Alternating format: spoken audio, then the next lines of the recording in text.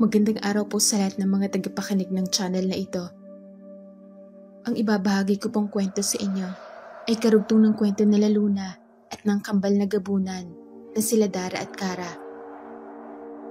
Umalis nga sila Luna at Pepay patungo sa tribo ng mga babaylan kung saan pinatawag sila ng pinuno ng mga ito na si Maria.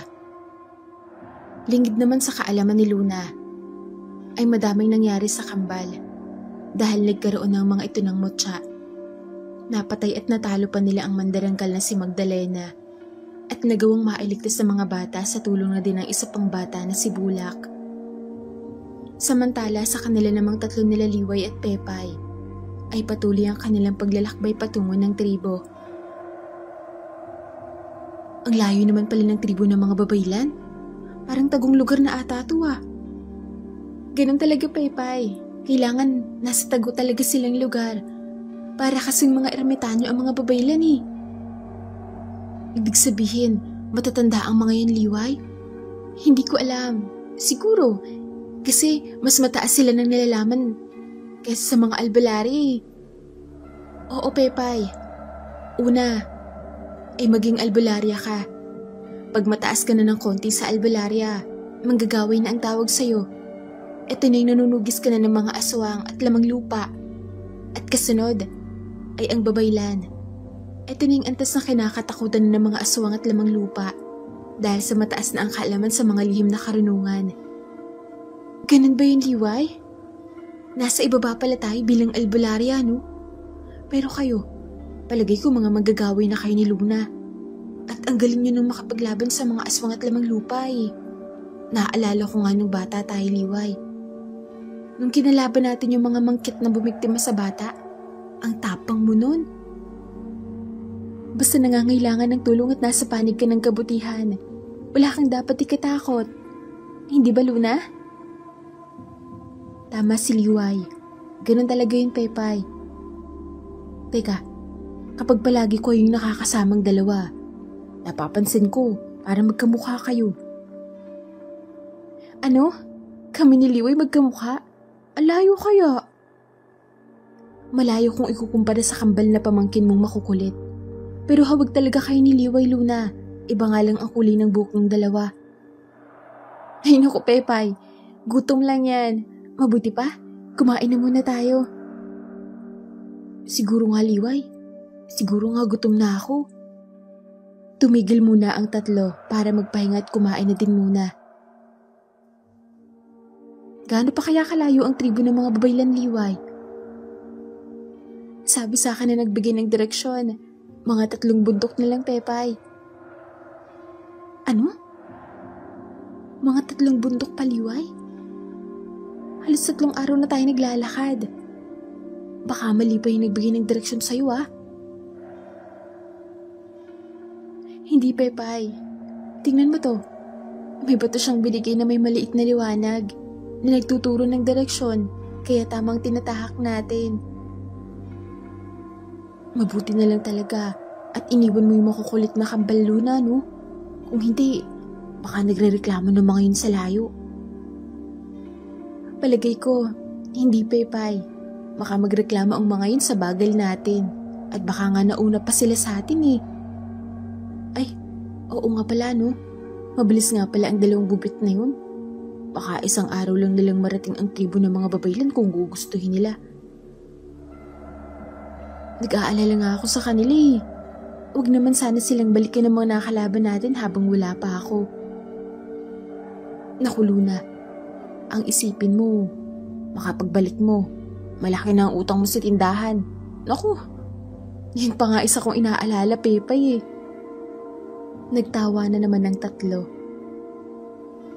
At dito na din muna sila tumigil para magpahinga at magpalipas ng gabi. At balik nga sa kambal. Matapos nilang maaligtas sa mga bata sa mga abuwak, ay nanatili muna sila sa tindahan ni Aling Milagring hanggang sa doon na din puntahan ng mga magulang nila ang mga batang nailigtas. Ay, salamat. Nagawa nating mailigtas sa mga bata sa mga abuwak. Salamat sa inyo mga bata. Wala man naman po Aling Milagring. Hindi pa ba kayo uuwi sa inyo? Baka hinahanap na kayo ng mga magulang niyo. Kumakain pa po kami Aling Milagring eh. Akala ko, mga batang nailigtas lang natin ang kakain. Pati din pala kayo. Naubos nyo na ang isang supot ng chichirya dyan, Daralyn. Nagutom po kami Aling Milagring eh. Ayaan niyo na po. Sino magbabayad ng kinain nyo yan? Di si Tatay Isko po. Kaya si Tia Luna. Ang galing mo talaga. Puro po wala ditong sisingilin ko. Ay nako, malulugi talaga ako nito sa inyo. Lalo nitong si Bulak. Akala mo pagkabait-bait. Matakaw din pala. Ano na po sila Aling Milagring? Ito po, sa inyo na lang po itong makinang na bagay. May ibinigay namang isang maliit na bareta ng makinang na bagay si Kara kay Aling Milagring at nagulat ito. Kara, saan mo ito nakuha? Doon po sa kuta ng mga abwak. Madami pa nga po niyan eh. Pero yun lang ang dinala namin kasi mabigat siya. Hindi namin kaya pag marami. Patitingnan nga sana namin yung kay nanay o kay lola eh. Pero sa inyo na lang po Aling Milagring. Bakit po Aling Milagring? Mahal po ba yan? Naku mga bata, halika kayo. Balikan natin. Yayaman na tayo. Ginto ito. Kaya malaking pera ito. Makakapagpatayo na din ako ng malaking tindahan. At buburahin ko na lahat ng utang ninyo, pati na mga kinain ng mga bata. Talaga po Aling Milagring? Ginto yan? Dara? Ginto yan? Nangunguha din nga ang mga katutubo sa tribo namin ng ganyan minsan kapag may bibilhin o may kailangan kami kasi mahal ang bili niyan. Oo mga bata. Hay nako, yayaman na din ako. Madali kayo. Balikan natin kung saan nyo nakita ang mga ito. Marahil, hinuhukay ito ng mga abwak sa ilalim ng lupa. Kaya marami silang ginto. Yan na po ang natira Aling Milagring. Kasi po, tinapon namin si Dagat ni Dara at Bulak ang iba niyan. Kasi ang sabi ni Bulak, pag may-ari daw ng mga pangat na aswang ang mga yan, baka may sumpa. Kaya tinapon namin si Dagat. Kunin niyo na lang po dun si Dagat Aling Milagring. Ano? Tinapon niyo? Paano ko kukunin yan sa dagat? Aswang ako. Napaluhod na lamang si Aling Milagring. Parang mapapayak sa panghihinayang sa gintong tinapon ng tatlo sa dagat. Huwag na kayong umiyak Aling Milagring. Lalo po kayong pumapangit. Tigilan mo ako, Tara. Sino ang hindi mapapaiyak? Ginto na naging bato pa. Akala ko pa naman, makakapagpatayo na ako ng malaking tindahan. Hindi pala. Sakto lang tong ginto. Nabigay ni Kara pang paayos ng tindahan ko. Ayos lang ang Aling Milagring. Sisisinid na lang po. Bibigay namin sa'yo pag nakakita kami ulit. Kaya huwag na po kayong umiyak dyan. Hindi ko alam kung magagalit ako o matutuwa ako sa pagka-inosente niyong tatlo. Umuwi na nga kayo. Tiri na Kara, Bulak, uwi na tayo. Nagagalit na si Aling Milagring. Umuwi na nga ang tatlong bata. At lalo namang naiyak si Aling Milagring. Nang magdala pa sina Bulak, Kara at Dari ng mga ilang supot ng chichirya at biskwit pa uwi. Paano Aling Milagring? Uuwi na po kami Ilis na lang po itong bagong kinuha namin kay Tia Luna. At sabi niya kanina, buburayin niya na po ang mga utang namin. Wala nga nangang nagawa ang matanda, kundi mapakamot na lamang ng ulo sa tatlong bata ng mga inosente, ngunit madudugas. Pag-uwi ng kanilang bahay, ay naghihintay ng kanilang nanay Lina at Lola Miding sa kanila. Daralyn? Karalyn? Bulak? Saan kayo nagpunta? Patay? Kara, nagising na si Nanay at Lola. Ilago tayo. Nanay, mainiligtas po kami mga bata na dinukot ng mga abwak. Ano? Lumabas kayo ng bahay para makipaglaban sa mga aswang? Opo, Nay. Patawad po. Kasi di ba po sabi ni Tatay, kami ang bahala magprotekta sa mga tao habang wala pa sila ni Tia Luna. Bakit kasama niyo si Bulak? At bakit may mga dala kayong chichirya at mga biskwit? Saan nyo kinuha yan?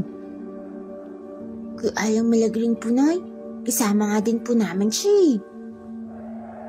Nagkatinginan sina Lina at Aling Miding sa kanilang narinig, kaya pinapasok na muna nila ang tatlo. Ikinuwento nila Dara at Kara pati na rin si Bulak ang mga nangyari kay Lina at Aling Miding. May kakayahan din pala itong si Bulak. Opo, Lola. Malakas po yung si Bulak. Oo nga po, Lola. May espada nga po si Bulak na ginagamit eh. Saka ngayon lang namin nalaman na aswang pala si Aling Milagring.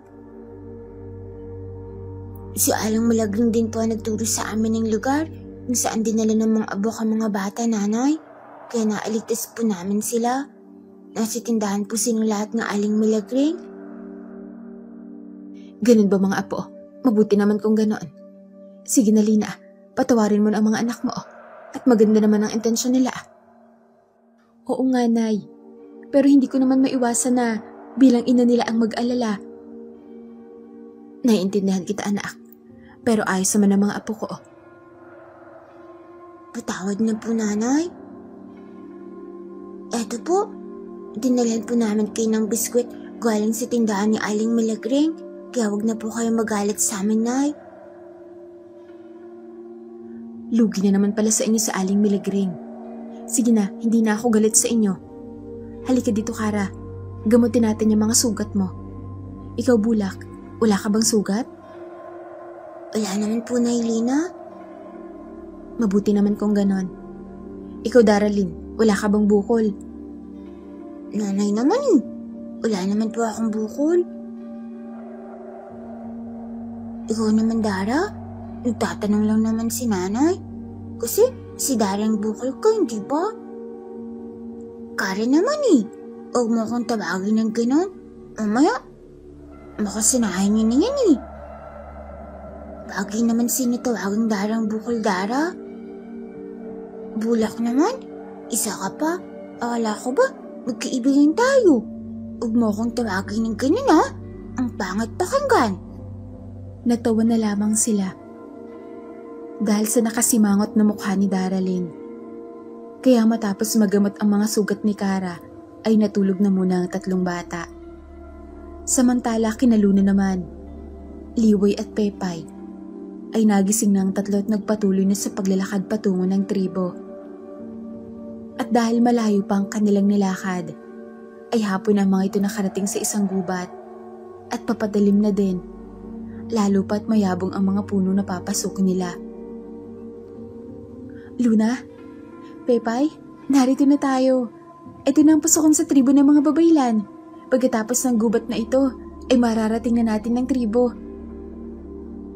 Salamat naman, Liway. Malayo nang nilakad natin.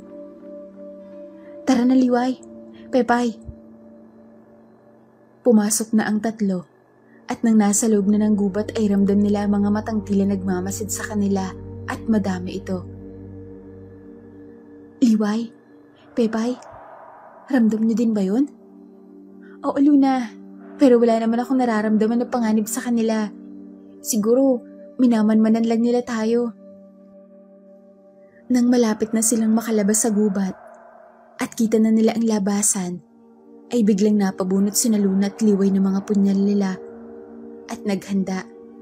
Dahil kita nilang tatlong magagandang babae sa itaas ng puno, pero may mga pakpak ang mga ito nang kagaya sa paniki. At hindi lang yon, may dalawang malalaking nilalang din na mabalahibo ang nakatingin din sa kanila. Liway, maghanda ka. Oo, Luna, hindi ko alam na may mga aswang pa pala dito. Teka, Luna, Liway, may mga punyal kayo tapos ako wala?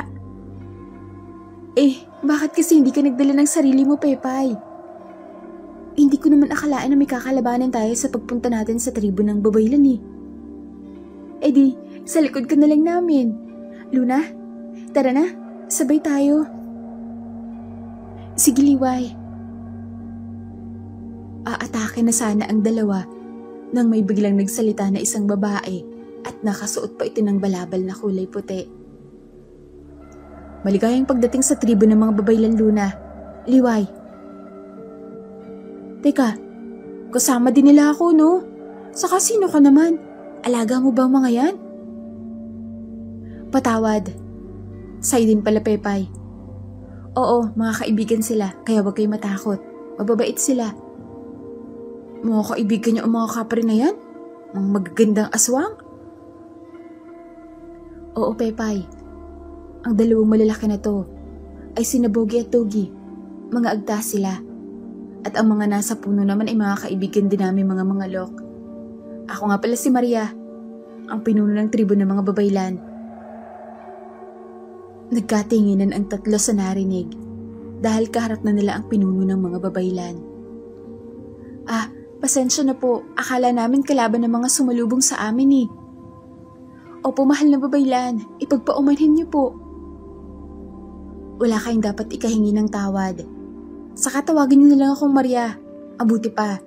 Halina kayo. Sumama kayo sa akin.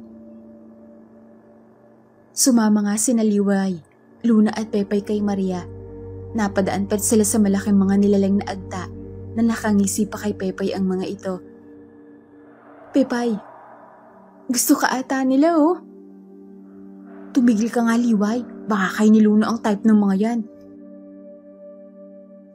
Paglabas nga nila ng gubat, ay bumungod sa kanila ang malaking tribo na may maraming mga sulo bilang ilaw.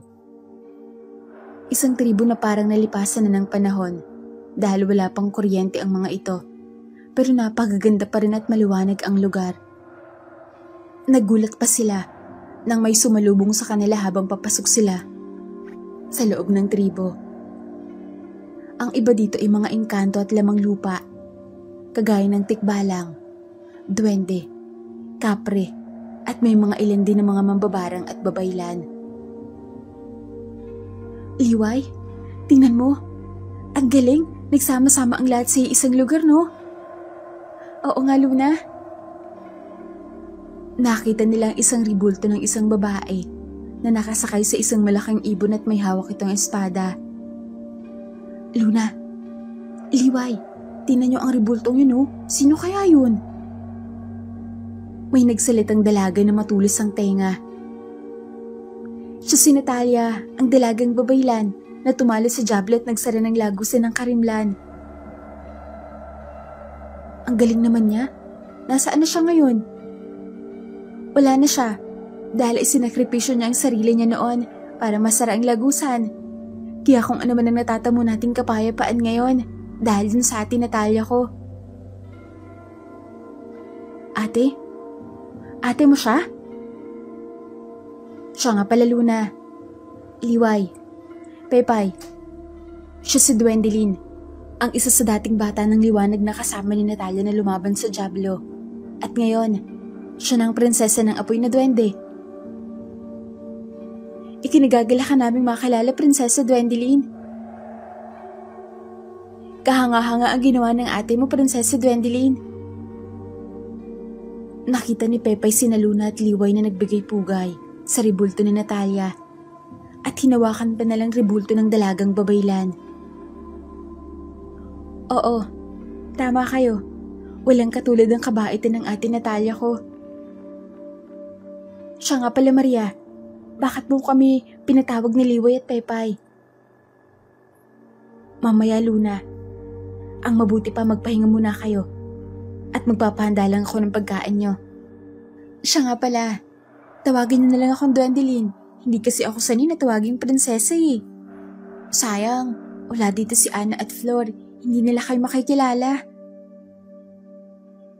Sila ba ang dating mga kasama mo laban sa Diablo at sa mga alagad nito? Oo, Luna. Lalo na si Ana. Kaming dalawa talaga ang magkasama at sanggang dikit noon. Siya nga pala. Maiwan ko muna kayo para makapagpahinga muna kayong tatlo. Kita tayo ulit mamaya. Lumakad na nga si Duendelin papalayo sa kanila at inihatid naman sila ng isang babae patungo sa kanilang silid kung saan sila na magpapahinga. Ay, salamat. May latag din na may higaan. Ilang araw din na sa lupa tayo natulog. Ang sakit sa likod. Oo nga, Pepay Makakapagpahinga din tayo ngayon ng maayos. Liway, Hanggang kailan ba tayo dito? Hindi tayo magtatagal, Luna. Aalamin lang natin kung baka tayo tinawag ni Maria.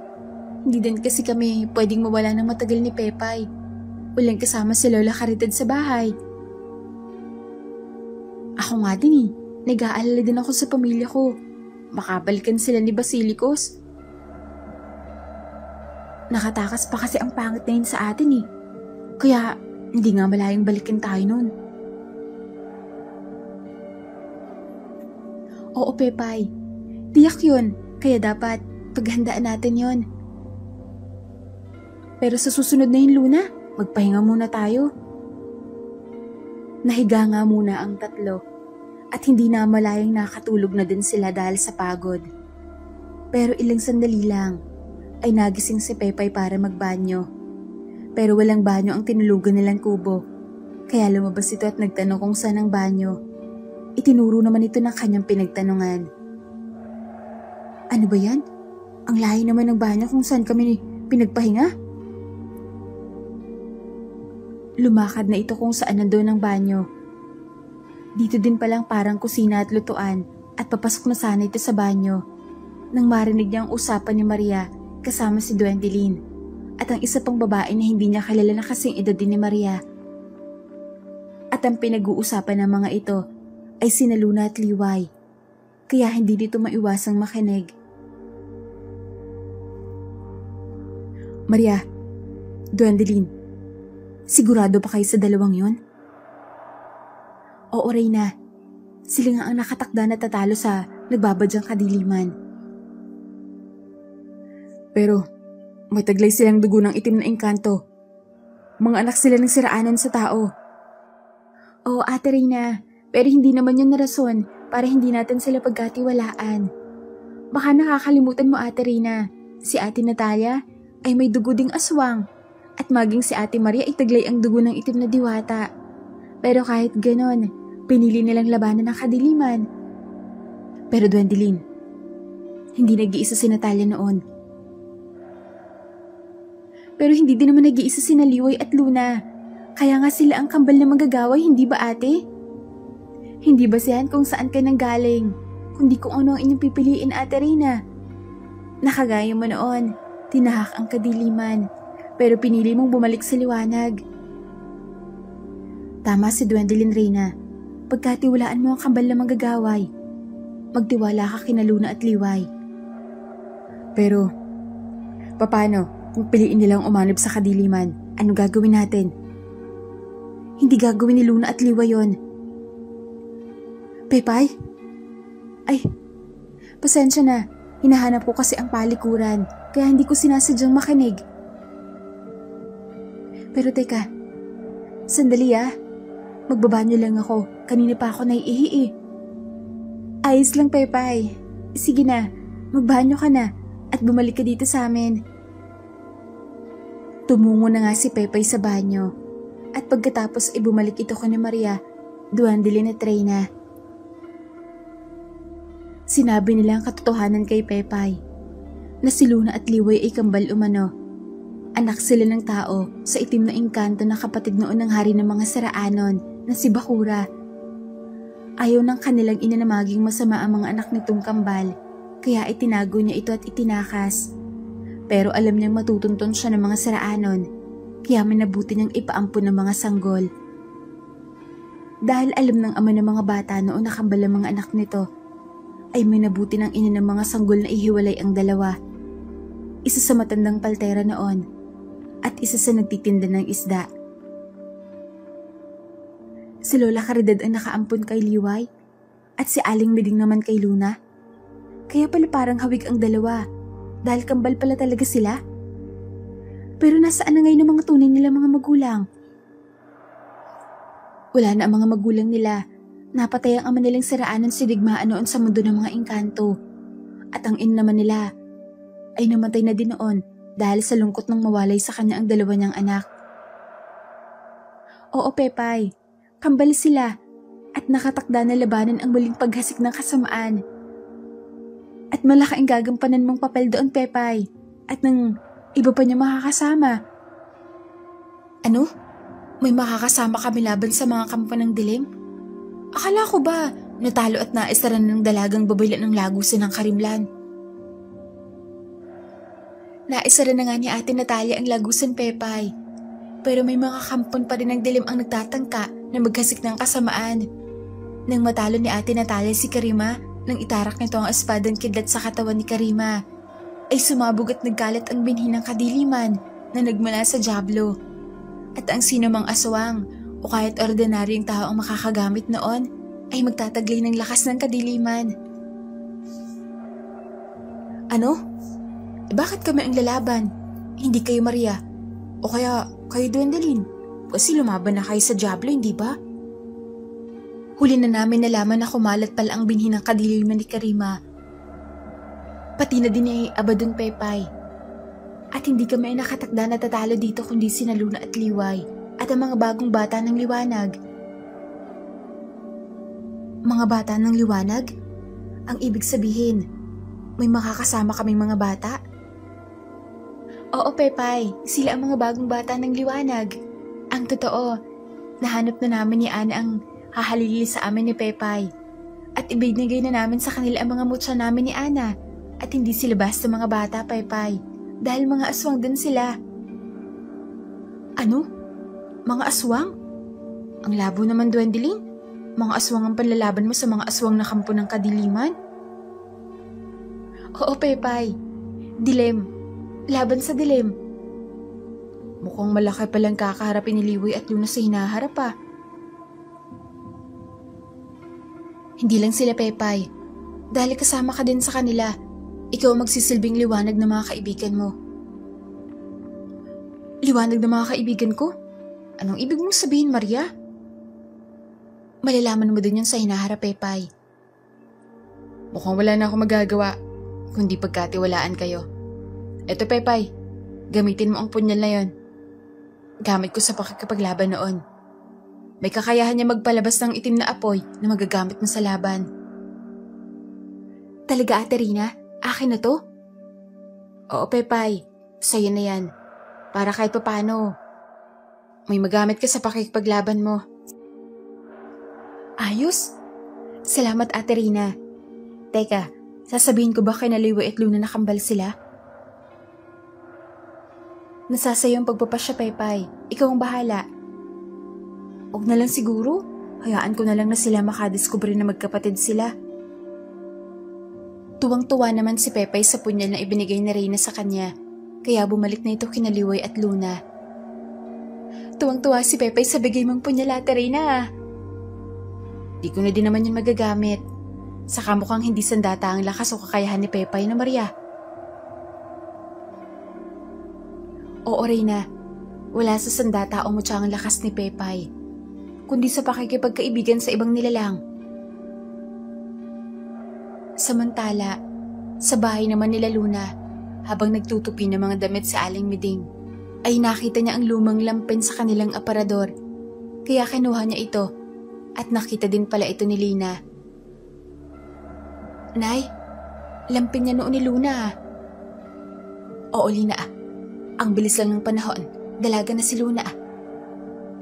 Nay, hindi kaya oras na para sabihin niyo kay Luna ang totoo? Natatakot ako, Lina.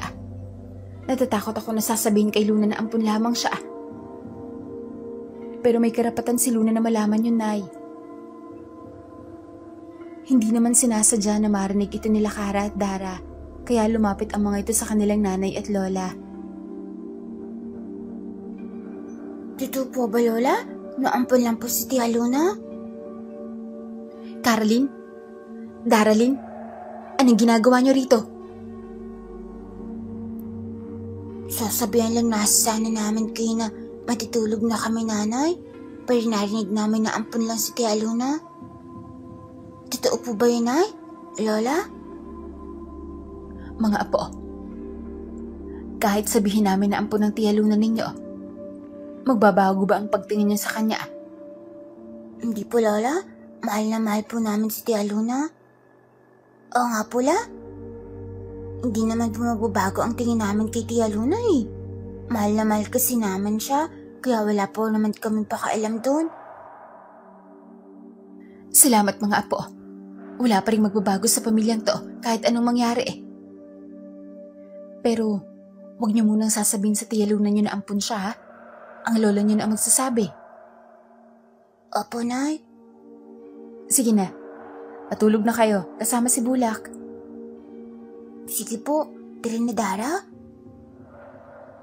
Lumakad na nga ang kambal pabalik sa kanilang kwarto para matulog na. Balik naman kina Luna, Liway at Pepay sa tribo ng mga babaylan. Ay ginising na ni Pepay ang dalawa para kumain na. Agad namang gumising sina Luna at Liway. At pinagmasdan silang dalawa ni Pepay. Bakit ganyan ka kumakatingin, Pepay? May dumi ba kami sa mukha? Wala, Liway. Sige na, tinatawag na tayo ni Ate Maria. Ate Maria? Oo, mas matanda siya sa atin eh. Kaya Ate Maria na lang tatawag ko sa kanya. Sa bagay, tama nga si Pepay, Liway. Ang sagwa kasi na Maria lang ang tatawag natin sa kanya eh. Oo nga no? Paano?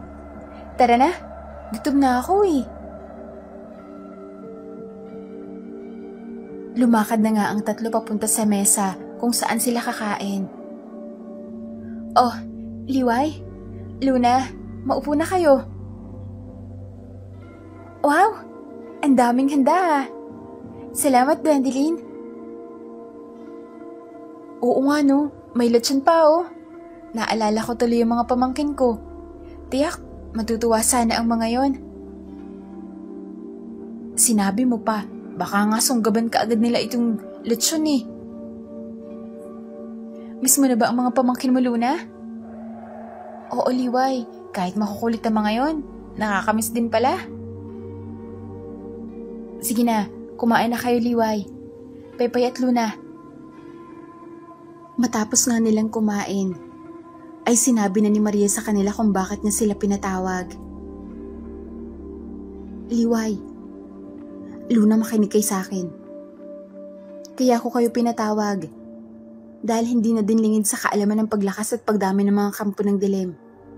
Bilang pinuno ng mga babaylan, humihingi ako ng tulong sa inyo na mabuksa ang nagbabadyang kadiliman.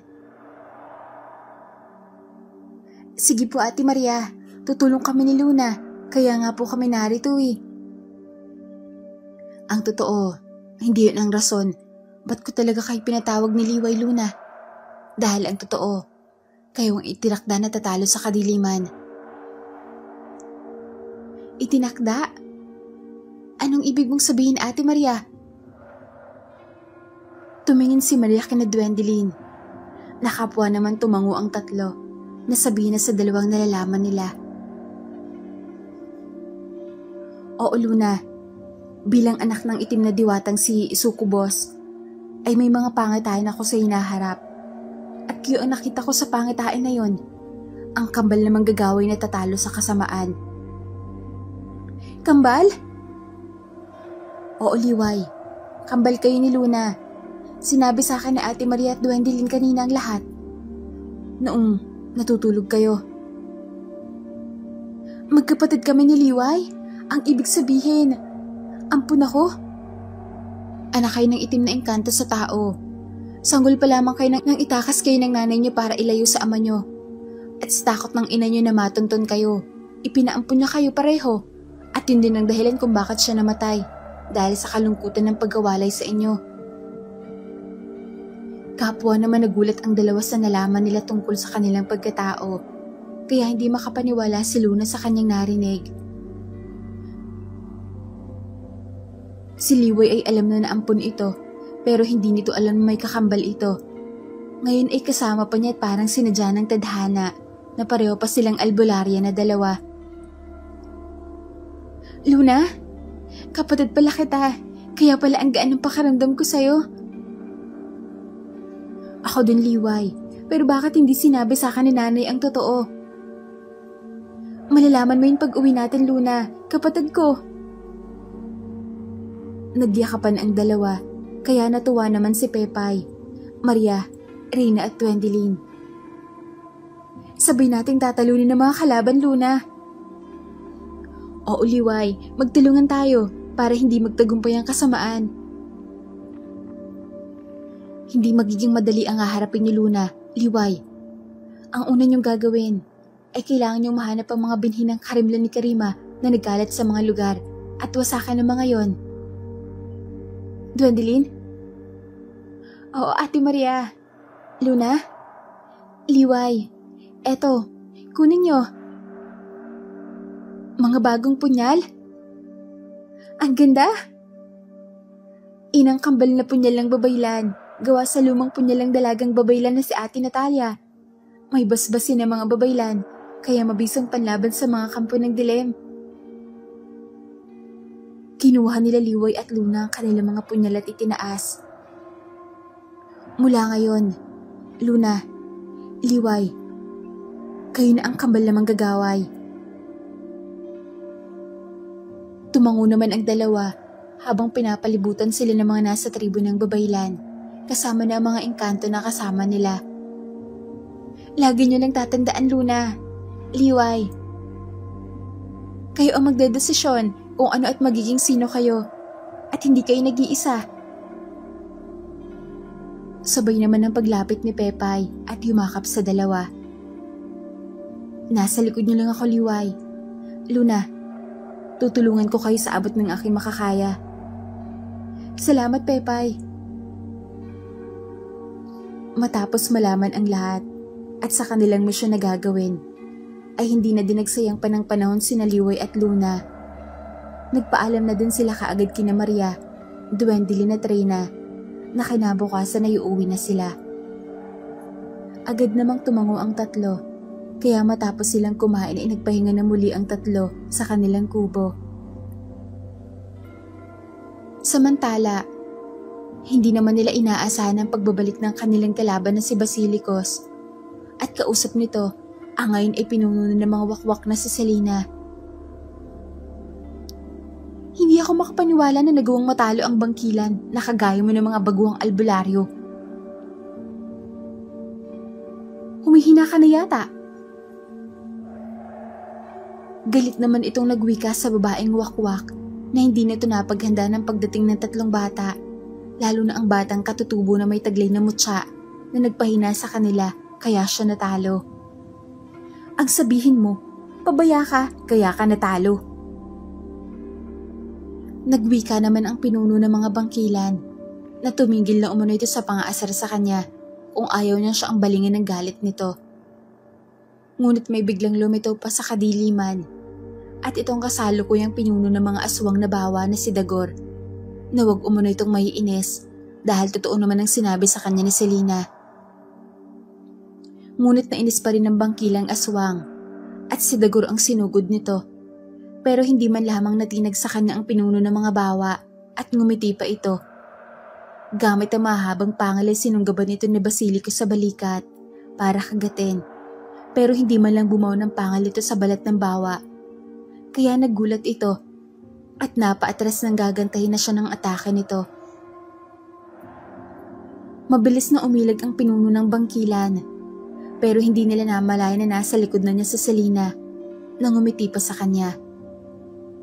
Mabilis itong tumalon papalayo sa babaeng wakwak, pero biglang nagliyab ang likuran nito, kaya napasubsob sa lupa ang bangkilan at nagpagulong-gulong para mamatay ang apoy sa likuran nito. Kaya tumawa naman ang bawa at ang abwak sa kanya. Ano, Basilicos? Nagulat ka ba? Wala pa yun sa kayang magawa namin. At dahil ito sa itim na mutya ng karimlan na naiwan ni Karima. Nagulat naman ang bangkilan sa kanyang nalaman dahil ang dating mahihina sa kanyang mga uri ng aswang, ngayon ay halos pinaglalaroan na lamang siya. Nasa isip nito na paano kung magtaglay din siya nito. Tsak na doble o triple ang ilalakas niya. Hanggang sa muling may lumitaw sa kadiliman at nagpakita sa kanilang tatlo. Mabilis namang lumuhod sina Selena at Dagor dito. Dahil ito ay si Azarel, isang gabo ng aswang na may dugong maligno. At may hawak itong itim na maliit na bato at ibinigay kay Basilicos. Nagwika ito na gamitin niya umano para tapusin ang gabunan na si Isko at Lucia na siyang balakid sa kanila. dahil oras na para muling maghari ang kadiliman. Kinuha naman ito ni Basilicos at kinain. Biglang naghilom ang paso nito sa katawan. At hindi lang yon, may itim na usok din ang lumitaw sa paligid ng katawan nito at nagbaga ang mga kuko nito at ngumiti. Nagulat na lamang si Dagor nang nasa likod na nito si Basilicos at kinalmot siya nito. At kagaya ng una na hindi ito nasasaktan. Gumuhit sa katawan nito ang mga kuko ng bangkila na nagbabaga. Saka tinadyakan pa siya nito, kaya naman napatilapon din ang bawa. Lumitaw naman si Selena sa likod nito para atakihin si Basilicos. Ngunit anino lang ang tinamaan nito at nagulat ang wakwak ng nasa likuran niya ito at ngumiti na akma na siyang kakalmutin. Pero sinaway ito ni Azarel at sinabing tama na umano ang pagsubok nito sa bago niyang lakas. Tumigil naman si Basilicos at nagwika pa kay Selena na pasalamat umano ito at sabay na itong naglaho. Pinunong Azarel, sigurado ka ba sa bangkila na yon? Tinan mo ang ginawa niya sa amin ni Dagor. Hindi siya mapapagkatiwalaan. Nagwika naman si Azarel na sila naman umano ang nauna kaya ginantihan lamang sila nito. At alam niyang matalinong aswang si Basilicos at hindi basta-basta sumusunod. Pero alam nito na mas malakas pa rin ito sa kanya kaya hindi siya nito inatake. Natahimik na lamang si Selena at wala nang nagawa. Maging ang kakabangon pa lang na si Dagor ay inis na inis din dahil hindi siya nakagante. Naglaho na si Basilicos kaya wala na silang magawa pa. Balik naman sa kambal kinabukasan, maaga silang nagising na tatlo. At kagaya ng dati ay nagtimpla ng gatas si Nakara at Bulak. Samantalang, kape naman kay Dara. Kumain ng almusal ang tatlo kasama sina Aling Miding at Lina. Mga anak, may iwan namin kayo muli dito. Aalis kami ng lola nyo para magbukas ng pwesto natin. Sige po, Nay. Huwag po kayong mag-alala. Kami na po ang bahala sa bahay. Oo nga po, Nay. Kami na po ang bahala dito. Marunong naman po kami magsaing ni Kara at Bulak eh. Hindi naman yun ang inaalala ko. Baka kasi kung saan-saan na naman kayo gumala na tatlo eh. Hindi po, Nay. Kasi umaga pa po. Sumasama po ang pakaramdam ni Kara kaya hindi din kami makakagala. Sa bagay, sige mga anak, kayo na ang bahala dito. Bulak, sawayin mo sila kapag magulo ha. Opo, Nay Lina. Sige po. Umalis na nga ang mag-inang Lina at Aling Miding para pumunta sa kanilang pwesto sa isdaan. Siya nga pala, Dara. Kara, hindi ba uuwi ang tatay niyo? Hindi pa yata, Bulak. Baka sa susunod pa yun. Madami kasing inaasikaso yun eh. Bulak. Pero babalik din yun. Baka nga mamaya, andito na yun eh. Ganun ba? Baka si Ate Luna, hindi pa din bumabalik. Baka hindi ko sila abutan at sunduin na ako na Ate Maria. May 2 araw ka pa naman bago sunduin ni Ate Maria. Baka pa uwi na din yung tiyahin namin ng albularya na yun. Mabuti pa, din tayo sa kubo ni Tia Luna tumambay. Alam mo ba, Bulak, may mga kaibigan kaming mga elemento doon, pero wala sila ngayon eh. Ganun ba? Ako din sa tribo namin, may mga kaibigan na yung kanto. Habang nag-uusap naman ng tatlo, ay may tumawag sa kanilang matanda na isa din nilang kababari na asawa ni Mang Teban na si Aling Maring. Magandang araw mga bata. Hindi pa ba bumabalik si Luna? Magandang araw po, Aling Maring. Hindi pa po eh. Bakit po? Ilang araw na kasi akong hindi nakakatulog ng maayos mga bata. Kaya pumunta ako dito. Nagbabaka sakaling andito ng Tia Luna nyo para makahingi sana ng gamot na pampatulog. Wala pa po siya, Aling Maring. bumalik na lang po ako sa susunod na taon para sigurado po andito na si Tia Luna namin. Ang tagal naman noon. Dara, saan ba pumunta si Luna? Nag-abroad ba? Hindi po, Aling Maring. May pinuntahan lang po. Bakit sabi ni Kara, sa susunod na taon na ako bumalik? Biro lang po, Aling Maring. Teka po, maghanap na lang po kami sa mga lagayan ni Tia Luna ng gamot niya. Baka po may makita kami doon. Sige mga bata, para naman makatulog na ako ng maayos mamaya. Ganyan po ba, Aling Maring? Sige po, hanapan po namin kayo ng mabisang gamot, yung makakatulog kayo ng mahimbing, yung parang hindi na po kayo magkikising. Ano? Nako, huwag na lang. Hihintayin ko na lang ang Tia Luna ninyo. Baka nga hindi ako magising sa ibibigay niyo. Biro lang po, Aling Maring. Sandali lang po. Hanap lang po kami. Mag-antay lang po kayo dyan. Naghanap nga ang 3 ng mga gamot sa lagayan ni Luna ng mga ito. Kara? Dara? Ayos lang ba na tayo ang magbigay ng gamot sa pasyente ni Ate Luna? Baka kasi mali ang maibigay natin. Ayos lang yun, Bulak. May nakalagay naman na mga pangalan, oh. Oo nga, Bulak. Kagaya nito, oh. Gamot sa pigsa. Pero yung iba yata, naburi na ang pangalan, oh. Teka, eto ata yan, Kara.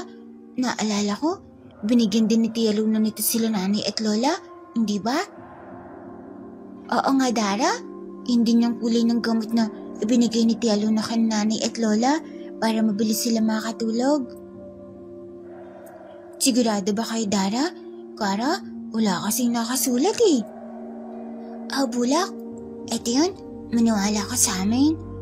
Tara na, ibigay na natin daw kay Aling Maring. Lumabas na ang 3 at ibinigay kay Aling Maring ang gamot na kanilang nakuha. Aling Maring, eto na po ang gamot niyo. Magaling po yan. Sigurado ba kayo dito, Kara? Dara? Apo, Aling Maring, yun nga po ang ginagamit nila nanay at lola na binibigay sa kanila ni Tia Luna. Kaya nakakatulog sila ng maayos at maagang nagigising po. Ganoon ba? Naniniguro lang. Baka kasi iba itong naibigay niyo. Grabe naman ko, Aling Maring. Wala ba kayong tiwala sa mga kit na mukhang anghel na kagaya namin? Libre na nga po yan para sa inyo eh. Tapos sasabihin niyo po na ganyan. Pasensya na, Kara. Dara, sige na. Naniniwala na ako sa inyo. Teka, eto, 100. Salamat sa inyo. Hindi po kami tumatanggap ng pera, Aling Maring. Kasi papagalitin po kami ng Tia Luna namin. Hindi naman ito bayad sa gamot na ibinigay niyo, Kara. Dara, kusing bagay ko ito sa inyo. Kasi kayo pa ang naghanap ng gamot para sa akin. Kaya sige na, tanggapin niyo na. At magmerienda kayo dun sa tindahan ni Maring Milagre. Sige po, Aling Maring. Wala nang bawian, oh. Salamat po. Umalis na nga ang matanda, dala ang gamot na ibinigay nila Kara at Dara. Ngunit lingid sa kaalaman nilang lahat, ay gamot yun sa sirang tiyan at hindi yun pampatulog.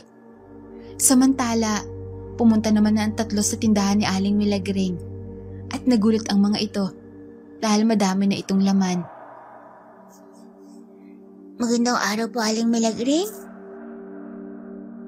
Oh, ano na naman, Karalin? Daralin, Bulak.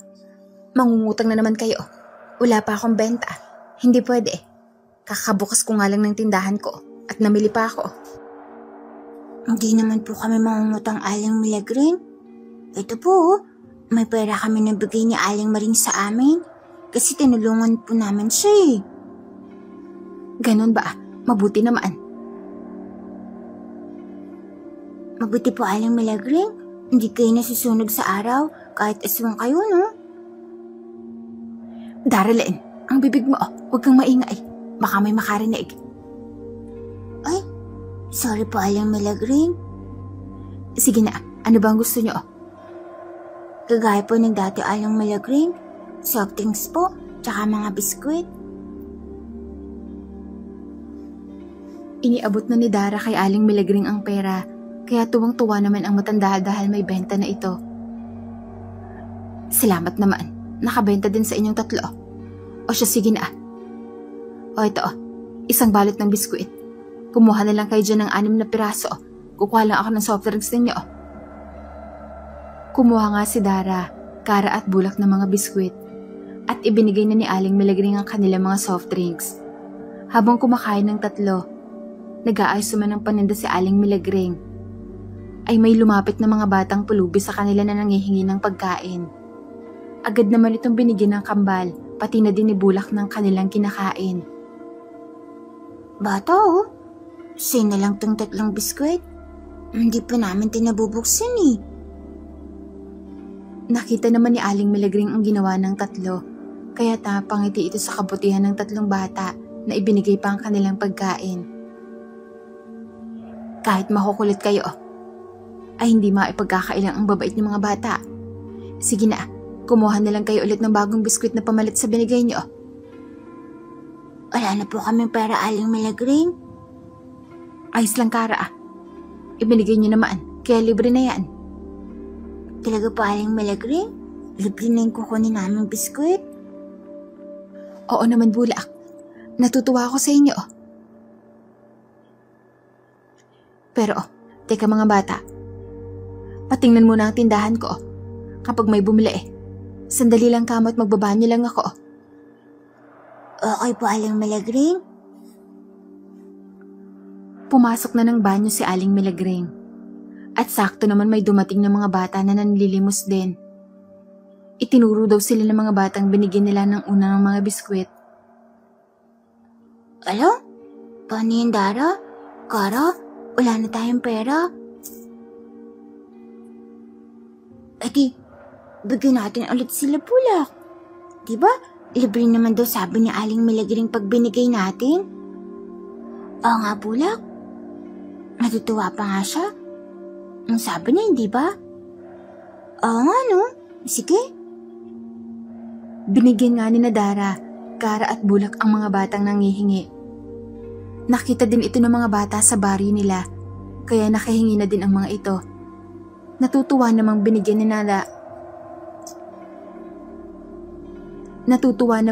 ni Dara, Kara at Bulak ang mga ito, kaya naubos ang tindang biskwit ni Aling Milagring.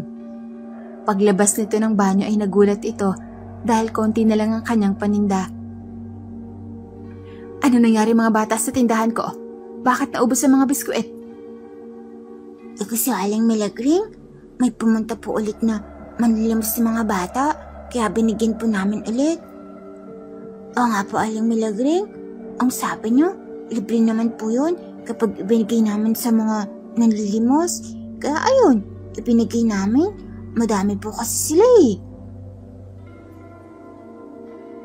Oo nga po, Aling Milagring, pati po ang ibang bata sa baryo, binigyan na lang din po namin ni Kara at Dara.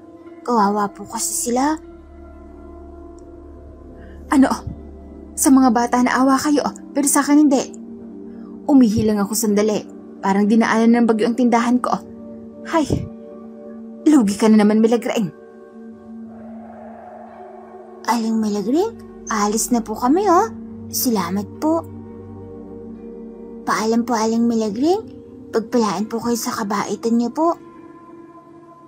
Oo nga po. Sana magtagal pa po ang buhay niyo sa mundong to. Sige na, umalis na kayo. Napapayak na lamang na iniwan ng tatlo si Aling Milagring dahil lugi na naman ito. Samantalang kina Luna, Pepay at Liway naman ay nagpaalam na sina kina Marie at Dwendely na uuwi na. Nagpasalamat ang mga ito sa punyal na ibinigay sa kanila. Paalam, Pepay, Luna at Liway. Mag-iingat sana kayo. Salamat din sa iyo, Ate Maria, sa pagsabi sa amin ni Luna ng katotohanan. At sa pagbigay na din ng mga punyal ng babaylan sa amin ni Liway. Sana'y magtagumpay kayo, kambal na manggagaway. Salamat, Dwendely. Ibig sabihin ba yan, hindi na albularyo sina Liway at Luna, kundi mga manggagaway na? Oo, Pepay. Mas mataas na sila kaysa albularya. At ikaw din. Wow, ganun ba Ate Maria? Ang galing naman.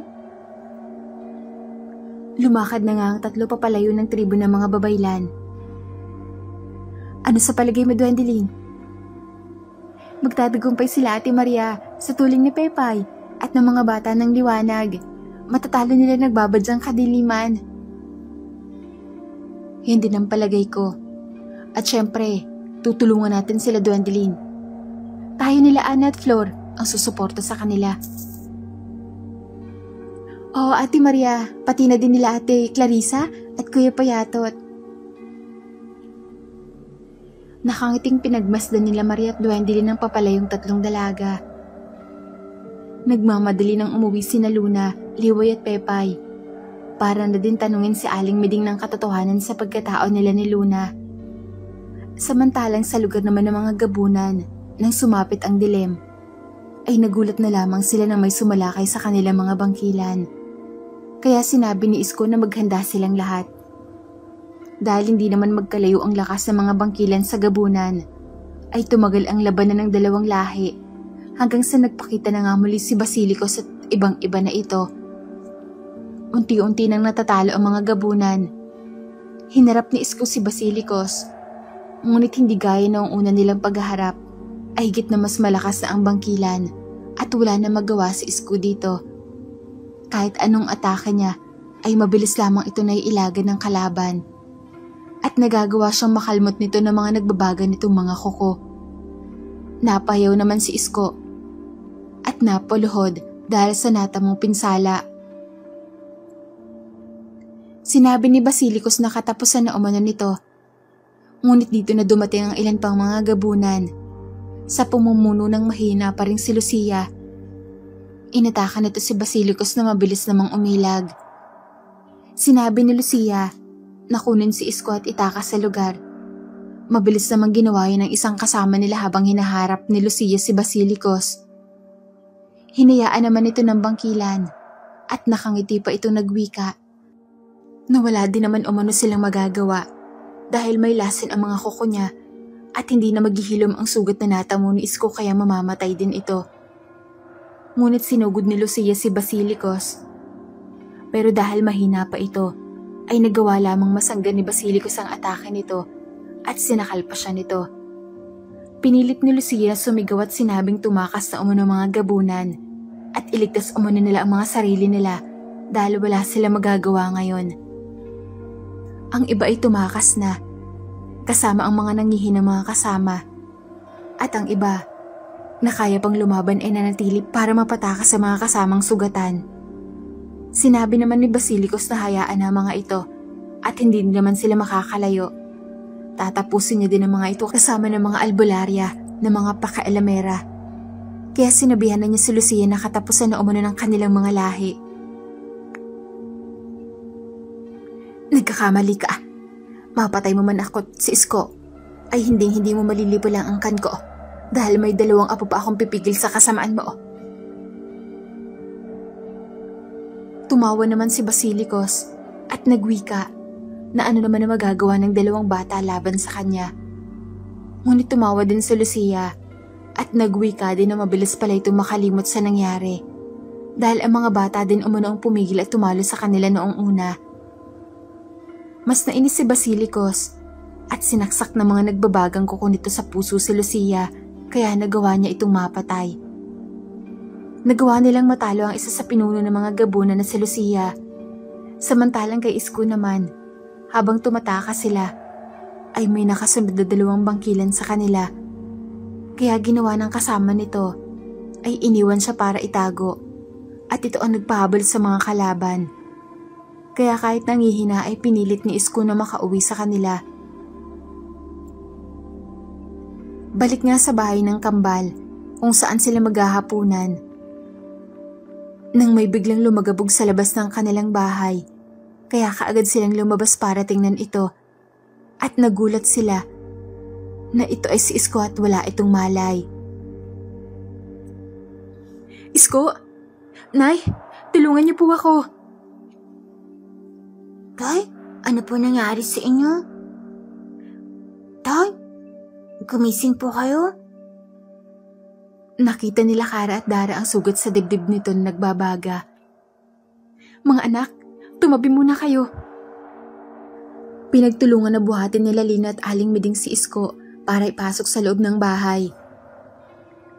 Diyos ko, Isko, ano nangyari sa'yo? Anong gagawin natin, Lina? Wala pa naman si Luna dito. Kumuha ng gamot si Lina at basang bimpo para punasan ang sugat ng asawa.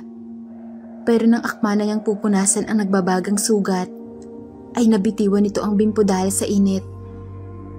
Mainit ang bandang sugat ni Isko, pero nanlalamig na ang katawan nito, kaya kinakabahan na din si Lina.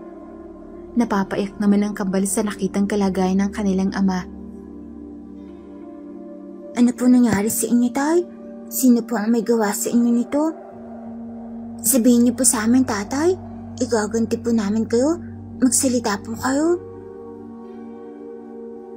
Tumulo ang luha ng kambal sa kanilang mga mutya at biglang nagliwanag ang mga ito. Kara? Dara? Ang mga mutya niyo? Nagliliwanag.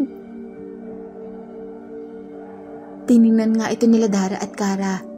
Nagliliwanag nga ang mga ito sa pula at asul at nakataon ang liwanag ng mga ito sa katawan ng kanilang tatay Isko na parang nagpapahiwatig. Agad naman itong napagtanto ni Bulak, kaya sinabihan niya ang kambal na hubarin ang mga mutya nila at ilagay sa katawan ng kanilang tatay Isko. Madali kayo, Kara? Dara, hubutin niyo ang mga mutya niyo at ilapit sa katawan ng tatay Isko niyo.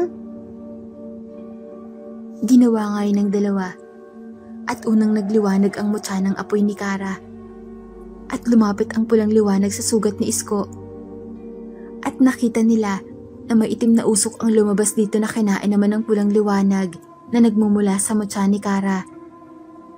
Pagkatapos ay ang kulay asul naman ni liwanag ang pumunta sa sugat ni Isko at dito ay umusok ito at tila binabasa ng tubig ang nagbabagang sugat hanggang sa mawala ang pagbabaga nito. At nawala na ang liwanag ng dalawang mutya. Sabay na napaubo naman si Isko. Tay, ayos na po ba kayo? Niyakap ito ng kambal, kaya napaaray naman si Isko at nagwika na natatamaan umano nila ang sugat nito. Kumalas naman sa pagkakayakap ang kambal. Bagamat nawala na ang pagbabaga ng mga sugat, ngunit nananatili pa rin ito. Sorry po, Tay. Isko, ayos ka na ba? Nagwika naman si Isko na umano at ordinaryong sugat lamang ang mayroon siya kaya mapapahilom niya ito ng kusa. Magpasalamat ka sa mga anak mo. Sila ang nagligtas muli sa'yo. May kung anong sumpa ang mga sugat mo kanina na tinanggal naman ng mga mutya nila. Ano ba kasi ang nangyari? Napabangon si Isko at nagwika na inatake umano sila ni Basilicos at madami sa kasamahan nila ang napatay, kabilang na ang Tia Lucia niya. Ano? Si Tia Lucia? Anong balak mong gawin ngayon? Nagwika si Isko na alis umano sila ngayon at nasa panganib sila, baka masundan siya. Hindi nga ito nagkamali dahil nagsisialulungan ang mga aso. Kaya pilit na sanang tatayo si Isko pero natumba ito. Huwag niyo pong pilitin, Tay. Pag hindi niyo pa po kaya, kami na pong bahala ni Dari sa kanila. O nga po, Tay. Igaganti namin kayo. Tara na, Kara. Tumakbo na palabas ng bahay ang kambal. Dara? Kara? Huwag kayong lumabas! Ngunit hindi na sila napigilan ni Lina at lumabas na ang dalawa. Nasaan yung gabunan na ang mga ito na puno ng balahibo sa katawan. Pati na din sa kanilang mukha. Sumunod naman si Bulak sa kanila. Lumabas na kayo dyan, mga pangit. Pagbabayaran yung ginawa sa tatay namin. Huwag na kayo magtago. Natatakot na kayo sa amin, no? Lumabas na nga si Basilicos na nakangiti. Kasama ng mga alagad nito. Magbabayad kasi ginawa mo si tatay namin? Hindi ka na namin papatakasin. Nagwika naman si Basilicos na sila umano ang hindi makakataka sa kanya at tatapusin niya na ang mga ito. Inutusan nito ang 2 alagad na sugurin ng 2 batang gabunan. Mabilis naman tumakbo ang 2 aswang at patalon na umataka sa 3 bata. Pero hindi ang mga ito nakababa ng lupa dahil dinagit ito ng mandurugong si Maria at ang isa ay inataka ng mga alagang ibon ni Aling Milagring. Ate Maria? Aling Milagring? Hoy, kung sino ka man, walang hiya ka. Bata lang ang kaya mo. Kahit pala utang ang mga yan sa tindahan ko, hindi ako papayag na saktan mo sila. Aling Milagring? Kami ang harapin mo, Basilicos, hindi ang mga bata. Galit naman na pinasugod ni Basilicos ang 3 pa niyang alagad. Ngunit nagulat ito nang mula sa itaas ay sabay na umatake sina Liway, Pepay at Luna, na nakasakay sa mga mangalok na inutusan pala ni Duwendely na maghatid sa kanila. Sabay-sabay na bumuon sa mga ulo ng mga bangkilin ng mga punyal ng 3. Ate Luna? Ate Pepay? Ate Liway? Narito na kayo? Narito ka pala, Bulak. Ayos lang ba kayo? Nagsama-sama na naman pala ang mga bubwit na to. Maria, Aling Milagring, salamat sa inyo. Bulak, Kara, Dara, ayos lang ba kayo? Apo, Tia Luna, mabuti, nandito na po kayo. Umala, Tia Luna, hindi po kayo nahuli.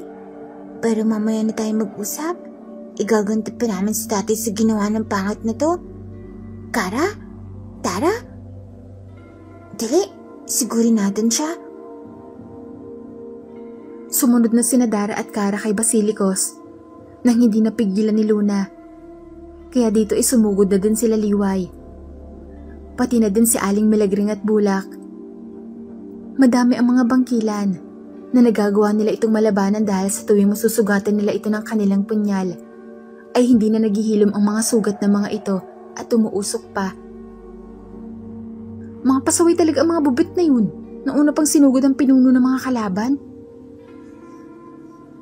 Ate Pepay, sa likod mo. Inilabas ni Bulak ang kanyang mutya at sinilaw ang kalaban na susugod sana kay Pepay. Kaya nagawa nitong masaksak ni Pepay ng punyal na bigay ni Reyna sa kanya. Salamat, Bulak. Pero dyan ka lang sa likod ko ha, madami sila. Nagulat naman si Pepay dahil mas lalong dumami ang kalaban sa harapan nila. Teka, ba't nasa akin kayong lahat? Ayun sina Luna at Liway oh. Ate Pepay, tatalunin natin sila. Paano? Ang dami niya no? Ang bala. Espada ng kalikasan, ikay tinatawagan. Lumabas ka para matalo ko ang mga kalaban. Inilabas na nga ni Bulak ang kanyang espada at kinagulat naman yun ni Pepay. Teka, bakit may espada ka, Bulak? Mamaya na, Ate Pepay. Tapusin muna natin ang mga kalaban. Espada ng kalikasan, ako'y pakinggan. Maglabas ka ng mga ugat at kapusin mo ang mga kalaban. Nagpalabas ng mga ugat si Bulak at ginapos ang mga kalaban na nasa harapan nila. Ngayon na, Ate Pepay? Sige, sandali. Nagbanggit din ng orasyon si Pepay na tumawag sa itim na apoy na kanyang punyal. Kaya nagliyab ito at inatake niya mga kalaban. Nagawa nilang mapatay ni Bulak ang kanilang mga kalaban. Samantala kina Luna at Liway naman. Liway, ang turo sa atin ni Ate Maria. Oo, Luna. Sige, sabay tayo? Sabay na nag-orasyon sina Luna at Liway at nagliwanag ang kanilang punyal na sumilaw sa mga bangkilan na kalaban at ipinagtatagpa sila mga ulo ng mga ito. Samantala kina Kara at Dara naman, laban kay Basilicos, ay pinagtulungan nila ito. Sabay na inatake ng kambal si Basilicos habang nagliliwanag ang mutya ng 2 sa asul at pula. Nagawa nitong mahuli si Dara sa kamay, pero agad niya itong nabitiwan. Nang kagatin siya ni Kara sa leeg, sabay kalmot nito ng kanyang mga kuko. Kagaya na basilikos at nagbabaga na din dahil sa mutya ng apoy nito. At akma sana nga hawakan si Kara. Nang nakaalis na ito sa likuran niya, at si Dara naman ang humawak sa paa niya at binalibag na ito. Nakita ni Basilicus ang kambal na nagbabaga ang mga mata na nasa anyong gabunan. Dito niya naalala ang sinabi ni Lucia sa kanya tungkol kina Dara at Kara na ito ang papatay sa kanya. Hindi ka makakatakas ngayong pangit ka, Kara? Dali. Nakita ni Basilicus na naghahanda ang dalawa na umatake gamit ang kanilang mga mutya. Kaya inunahan na niya ito at mabilis na sinugod at nagawa pa niyang madakma ang mga leeg nito. Tumawa ito habang pinipisil niya ang leeg ng dalawa na mga nagbabagang mga kuko nito. Ngunit nagulat siya nang biglang naging tubig ang dalawa na bumasa sa mga kamay nito na nagbabaga. Pangit?